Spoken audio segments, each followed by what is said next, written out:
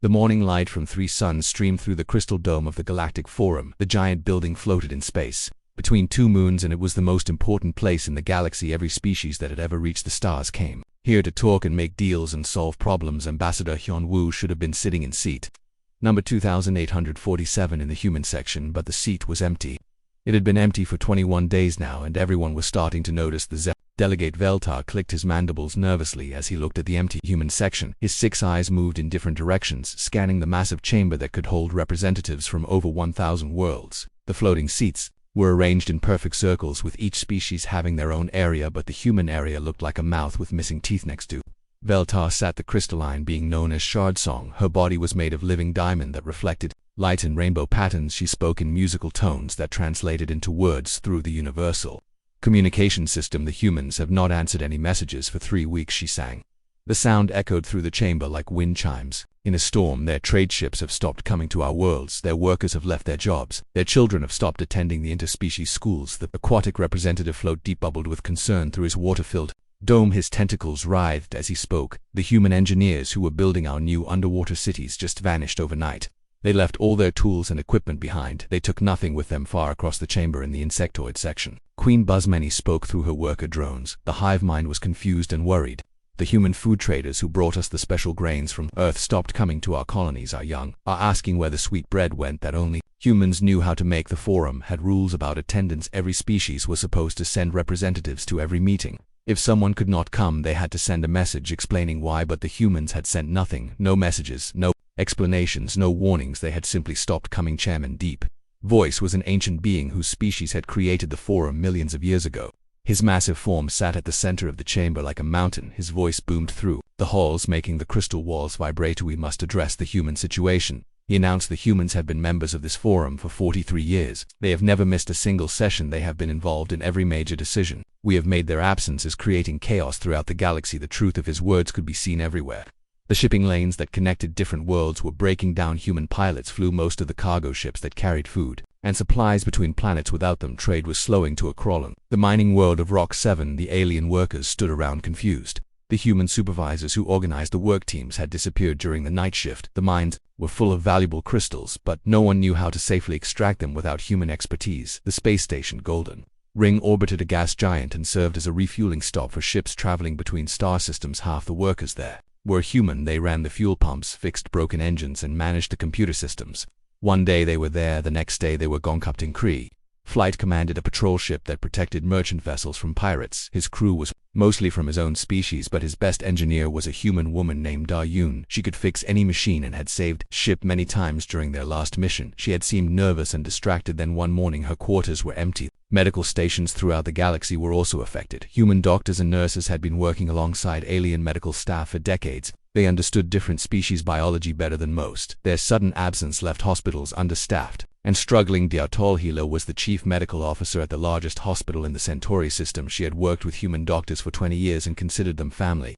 But 3 weeks ago, all 12 human staff members had packed their belongings and left without saying goodbye. In the farming world of Green Plains, human agricultural experts had been teaching alien farmers new growing techniques that could feed more people with less land. The crops they had planted were ready for harvest, but the humans who knew how to operate the harvesting machines were gone. Elder Grows Much stood in his fields looking at the ripe grain that would rot if not harvested soon. His people had always been farmers, but the human machines were too complex for them to understand. The food that could feed millions might be lost in the education centers. Human teachers had been sharing their knowledge with young beings from many species. They taught languages, mathematics, science, and art, but their classrooms stood empty now. Young minds that had been learning about the wide universe suddenly found their favorite teachers missing. Student Quick Learn was a young Zephyrin who had been studying human literature with teacher Min Rushi. Had promised to help him write his first story in human language, but when he came to class, the room was dark and empty. The other students whispered that all the human teachers had left in the middle of the night. The financial systems were also struggling. Human bankers and traders managed much of the galactic economy. They understood the complex relationships between different worlds' currencies and had prevented many economic disasters. Their absence was causing market panic. Wealth Count watched the economic displays in his office with growing fear. Stock prices were falling, commodity prices were jumping wildly, and several smaller civilizations were running out of money to buy essential supplies. The carefully balanced the economic system that had kept peace for decades was falling apart. Back in the forum, Chairman Deep Voice called for order. The delegates were talking loudly among themselves, their voices creating a chaos of sounds that the translation systems could barely handle. Fear was spreading through the chamber like a disease. "We must send investigation teams to human space," he declared.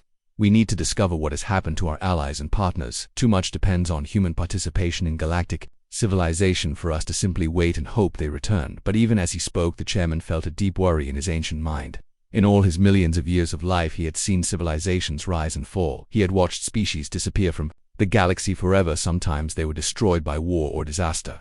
Sometimes they simply chose to isolate themselves from the rest of the universe. The humans had always been different from other species. They were curious and brave and willing to take risks that other beings would not attempt. They had explored farther into unknown space than anyone else. They had made friends with species that others feared. They had solved problems that seemed impossible. Now they were gone, and no one knew why. The empty seats in the forum seemed to grow larger with each passing day. The silence where human voices should have been became more noticeable. The galaxy suddenly felt much lonelier and more dangerous without the species that had become its backbone. As the session ended and delegates returned to their ships, the same question echoed in every mind. Where were the humans, and why had they abandoned everything they had built in the galaxy? The answer would prove more terrifying than anyone could imagine. The investigation fleets launched from the forum station 3 days after the emergency session. Captain Veltar commanded the lead ship filled with representatives from 12 different species. Their mission was simple: find the humans and discover why they had abandoned galactic society. The first stop was New the Sol, a human colony world that had been home to 50 million people for over 30 years. The planet was known throughout the galaxy for its advanced technology and beautiful cities. Beings from many species lived there, working alongside humans in perfect harmony. As Captain Veltar's ship approached the planet, the silence was immediate. No radio signals came from the surface, no ships moved in orbit, no space stations responded to their calls. The planet that had once buzzed with activity now seemed as quiet as a tomb. Navigation Officer Shard Song ran her crystalline fingers over the sensor controls. Her diamond body flickered with confused light patterns. "The planetary defense grid is still active," she reported, "but no one is responding to our identification codes. The automated systems are running, but there are no life signs in the control centers." The investigation team landed at the main spaceport of New Sol. The facility was enormous, with landing pads for thousands of ships. But every pad was empty. The cargo container sat exactly where they had been left, as if everyone had simply vanished in the middle of their work. Dr. Float Deep moved through the empty terminal building. His water-filled suit bubbled with each step. The shops and restaurants were still open. Food sat on tables, half-eaten. Computers were still running their programs, but no one was there to use them in the residential districts. The investigators found something even more strange. The homes were not empty. They were perfectly maintained. The lawns were cut, the flowers were watered, the security systems were active, but there were no people anywhere. Commander Buzzmany sent her worker drones into the human houses. They found personal belongings, clothing, family photos, children toys, everything that people would normally take with them. But the humans had left it all behind, as if they had planned to return very soon. The manufacturing plants were still producing goods. Robots continued their work cycles, making everything from computer chips to furniture. But the human supervisors who normally managed these operations were nowhere to be found. The products piled up in warehouses with no one to ship them. The next colony they visited was Terra Nova, a world that had been terraformed by humans to support many different species. It was supposed to be a model of interspecies cooperation, with humans, aliens, and hybrid families living together. Terra Nova was equally silent. The schools were empty, but the automated teaching systems continued their lessons too. Empty classrooms. The hospitals ran their medical programs, but the patients and doctors were gone. The parks and recreation centers sat vacant under Alien Sun's engineer Kree. Flight studied the power systems of the colony. "Everything is running perfectly," he reported. "The fusion reactors are operating at full capacity. The water treatment plants are working. The air recycling systems are functioning. All the infrastructure is maintained, but there is no one here to use it." The pattern repeated itself across the galaxy. Human colonies and mixed species settlements were found empty but functioning. The humans had not destroyed anything. They had not taken their valuable possessions. They had simply left as if they had every intention of coming back on. The research station Deep Space 7, the investigation team found perhaps the most puzzling evidence. The station was dedicated to studying black holes and had a mixed crew of human and alien scientists. The research was still running. Advanced experiments continued automatically, but the scientists who had started them were gone. Diatol Healer examined the personal quarters of the human researchers. Their beds were made, their clothes were in closets. Their research notes were on their desks, half-finished equations covered whiteboards. Everything suggested they had expected to return. The next day, the alien crew members who had worked alongside the humans were equally gone, but their departure seemed different. Their belongings were also left behind, but their personal computers showed signs of hasty message sending in the hours before they disappeared. Communication Officer Quicklearn managed to recover some of the deleted messages. Most were too corrupted to read, but fragments remained: messages to family members saying they were safe, messages to friends saying they would explain everything later, messages that suggested they knew something was coming. The investigation teams visited over 50 human colonies and settlements. The pattern was always the same. Perfect maintenance, automated systems still running, but no human presence anywhere. The infrastructure remained, but the people had vanished in the mining world. Rock 7. The automated systems continued extracting valuable ores. The processing plants refined the materials into useful products. The shipping systems prepared cargo for transport, but no ships came to collect the goods. The farming colonies were perhaps the most disturbing. The crops grew in perfect rows, tended by automated systems. The livestock were fed and cared for by machines. Food processing plants continued their production, but there was no one to eat the food. They made. Elder Grows Much walked through the empty human settlement on his world. The houses looked exactly as they had 3 weeks ago, but the families who had lived there were gone. The children playground equipment sat unused. The community center where humans and aliens had gathered for celebrations was dark and empty. The space stations throughout human-controlled territory were also found abandoned, but operational. The massive orbital platforms that served as trade hubs, manufacturing centers, and research facilities continued their work. Their computer systems managed complex operations, but no one oversaw their activities. Station commander Wealth Count boarded the trading post New Frontier, where he had done business with human merchants for years.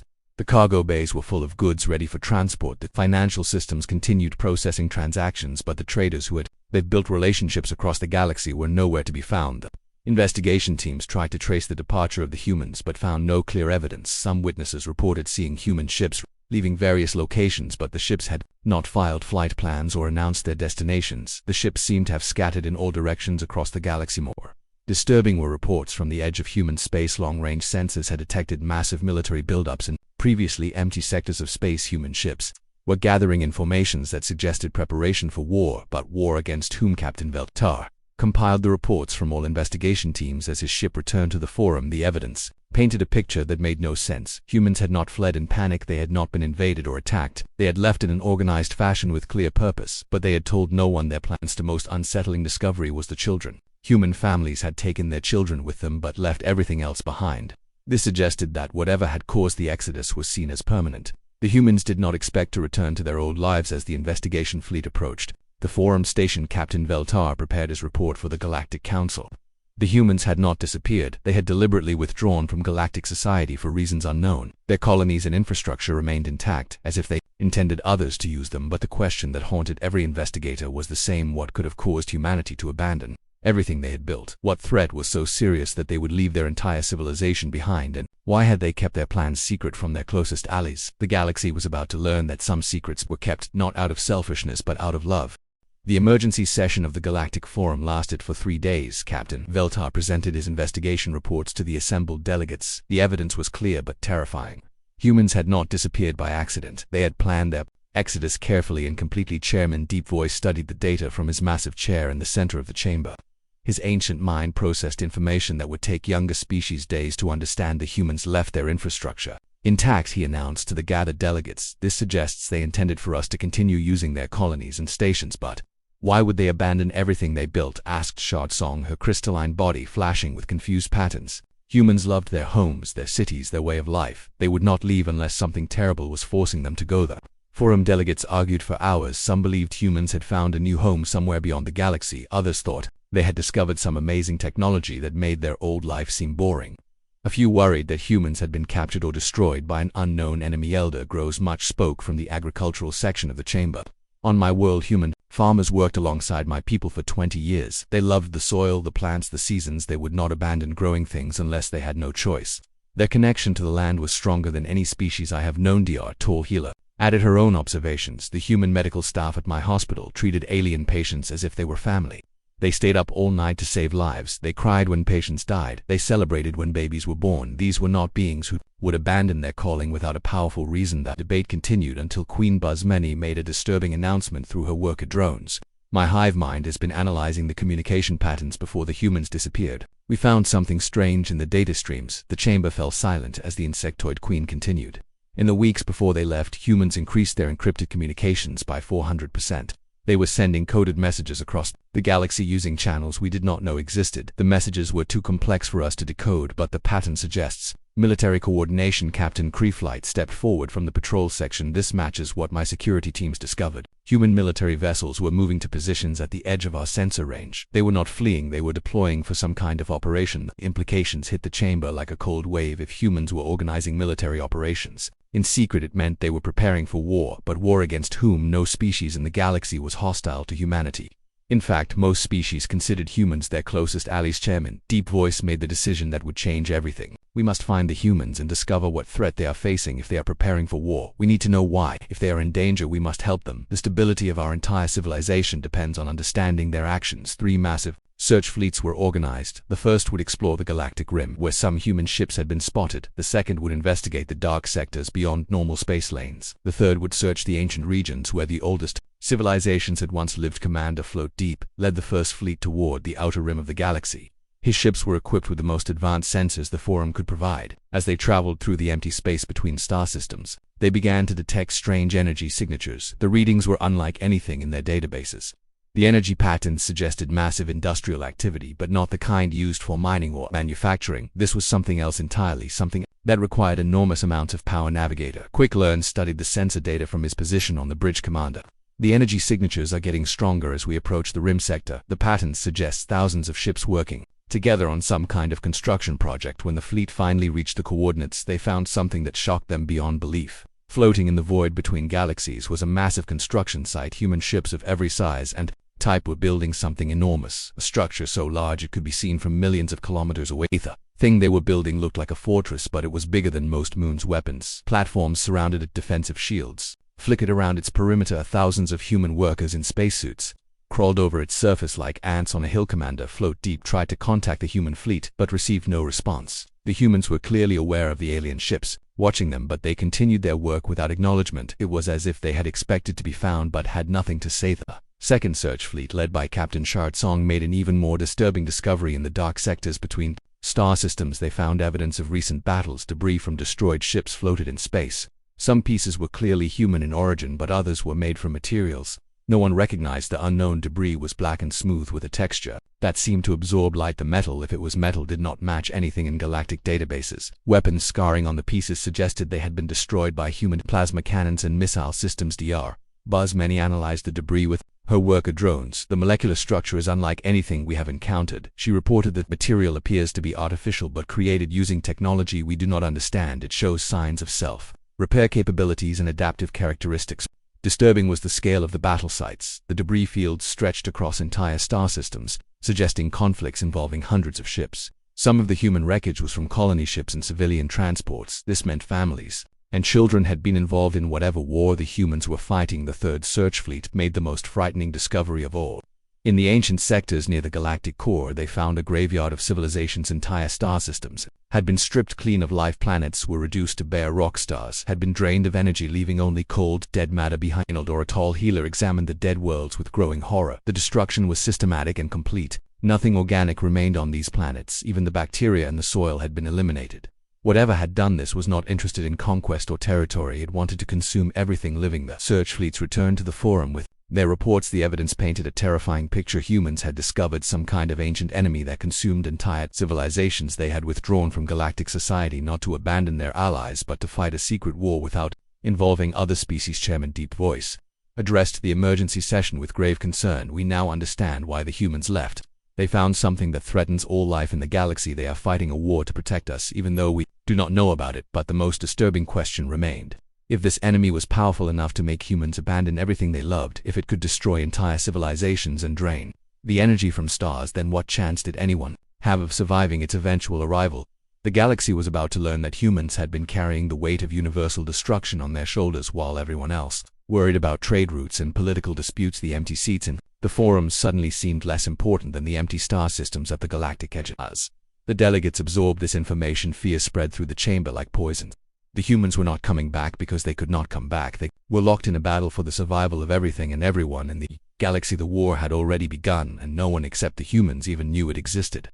The message arrived at the Forum station without warning. It appeared on every communication screen simultaneously, overriding all security protocols. The signal was human in origin, but the encryption was military grade, far beyond anything civilian governments normally use. Chairman Deep Voice watched as the holographic image materialized in the center of the chamber. A human figure appeared wearing the dark uniform of Earth Defense Command. The man's face was tired and scarred, showing the aware of someone who had seen too much combat.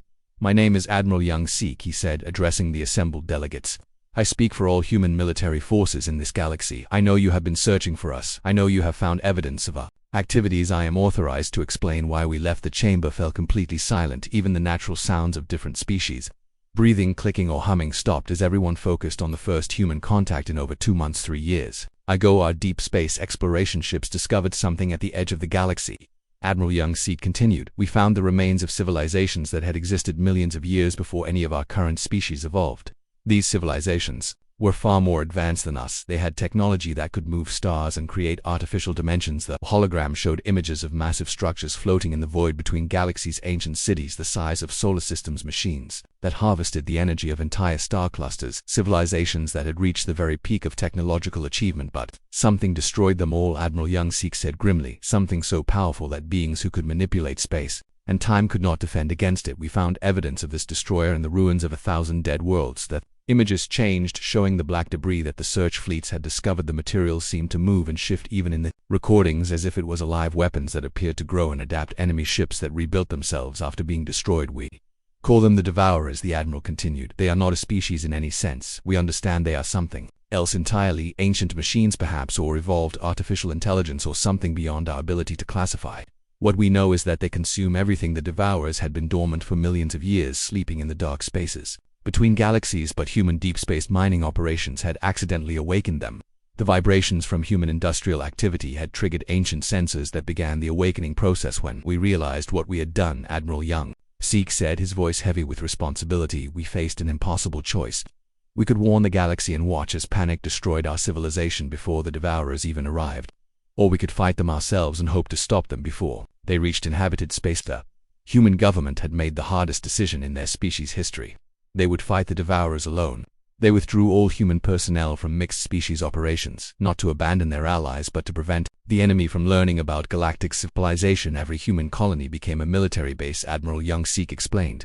Every civilian became a soldier or support worker. Every resource was directed toward preparing for a war that we hoped the rest of the galaxy would never have to know about. The images showed the transformation of human space.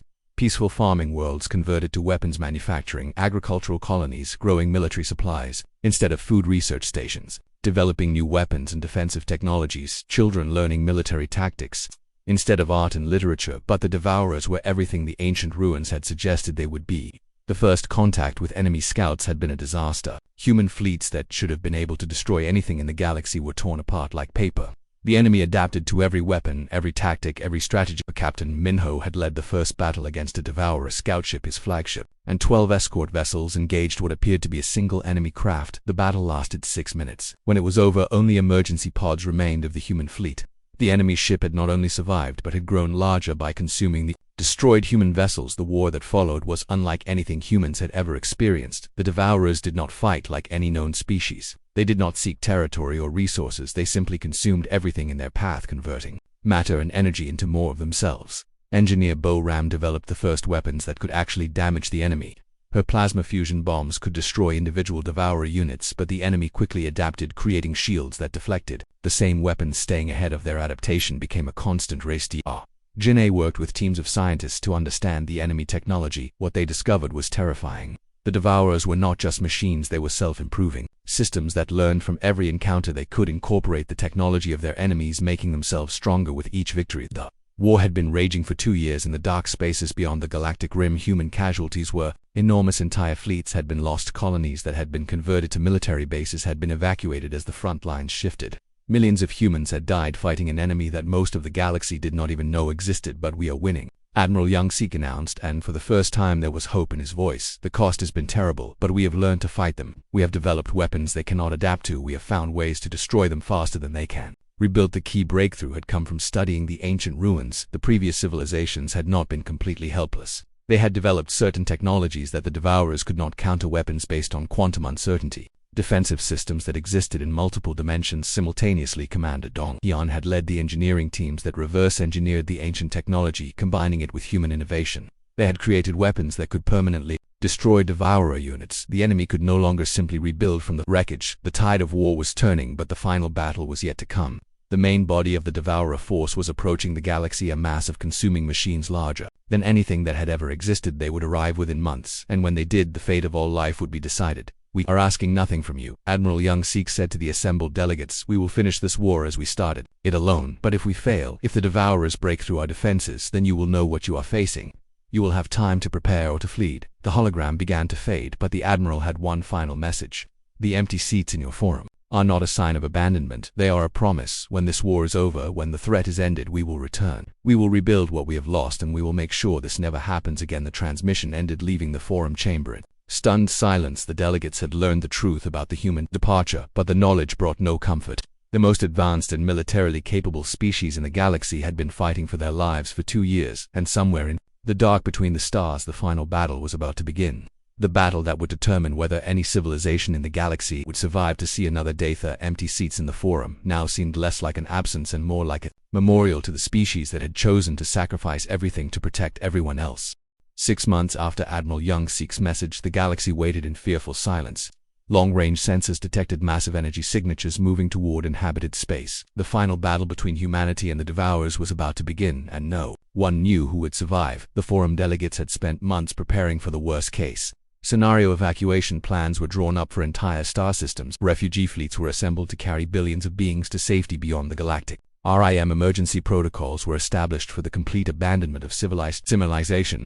But then something unexpected happened. The energy signatures stopped moving. The massive readings that had been approaching the galaxy suddenly stabilized it. The outer rim. Days passed. With no further activity, the watching and waiting began to take its toll on everyone. Captain Veltar commanded one of the observation posts established to monitor the battle zone. His sensors could detect the incredible energies being unleashed in the dark spaces between stars, but the distances were too great to see any details. The flashes of light that reached his instruments told a story of destruction on an unimaginable scale. Then on a quiet morning, when the 3 suns cast their usual light through the forum dome, the impossible happened. A single human ship appeared at the edge of the system. It was battered and scarred, with hull plating missing and weapon systems clearly damaged, but it was flying under its own power. The ship transmitted the standard diplomatic codes requesting permission to dock at the forum station. The message was brief, but it contained the words that everyone had been hoping to hear for months. "The Devourer threat has been eliminated. Humanity requests permission to address the Galactic Forum." Chairman Deep Voice granted the request immediately. The ancient being had lived through the rise and fall of countless civilizations, but he had never felt relief as profound as what washed over him when that message arrived. The humans were alive and the galaxy was safe. The ship that docked at the forum station was the Earth Defense Command vessel New Soul. It carried a small crew of survivors from the final battles. Ambassador Hyun-woo walked through the airlock wearing the same diplomatic uniform he had worn to forum sessions for years, but his face showed the weight of everything he had experienced. The chamber was packed with representatives from every member species. News of the humans' return had spread quickly, and beings who had not attended a forum session in decades came to witness this moment. The empty human section that had haunted the chamber for months was about to be filled again. Hyun-woo took his place at seat number 2847.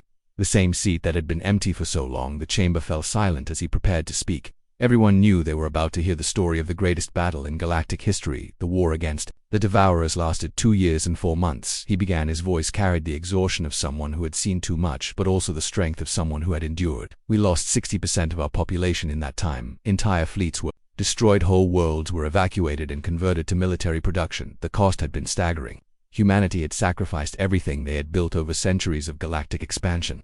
Their beautiful cities, their advanced colonies, their peaceful way of life, all of it had been given up to fight an enemy that threatened everything living in the universe. But we learned to fight them," Hyun-woo continued. "We discovered that the Devourers were not invincible. They were ancient and powerful, but they had weaknesses. The civilizations that came before us had found ways to hurt them. We built on that knowledge and created new weapons. The breakthrough had come from an unexpected source, a young human engineer named Hai-Jin, who had been studying the quantum mechanics of the enemy technology. She discovered that the Devourers existed partially outside normal spacetime, which made them difficult to destroy, but also gave them a critical vulnerability. Working with Dr. Jin-A and the research teams, Hai-Jin developed quantum disruption, weapons that could tear the enemy machines out of their extra-dimensional hiding places. Once they were forced into normal space, they could be destroyed by conventional weapons. The final battle took place at the galactic core, where the main body of the Devourer force had assembled. The enemy had created a massive construction that was consuming entire star systems to fuel its growth. It was a machine the size of a solar system designed to devour the entire galaxy. Admiral Young-Sik led the last human fleet in a desperate assault on the Devourer construction.